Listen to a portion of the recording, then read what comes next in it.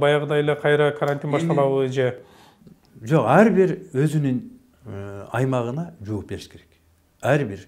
Мисалы Сокулук бу. Сокулуктун гос администрациясы, ошол жерде айыл өкмөттөр кайсыл жерде оору күчөп чыкса, ошол жердеги иш-чаралар бардыгы бекитилген. Ким эмне менен ушул милдеттүү эмне аткаруу керек. Демек, баягыдай коркунучтуу бир чектөөлөр, убакыт саатка байланыштуу, көчөдө жүрүү, жумуштарга байланыштуу эч кандай болбойт. Чектөөлөрдү мекемелерге коюлат, окуу жайларына коюлат. Эгерде мисалы бир мектепте, бир класста бул деген нормативный документте. Эгерде бир коронавирус чыга турган болсо, ал класс жабылат, мектеп жабылбайт. Эгерде бир 2-3 класстан чыга турган болсо, анда толугу менен мектеп жабылат. Бардыгынын өзүнүн алгоритмдери бар.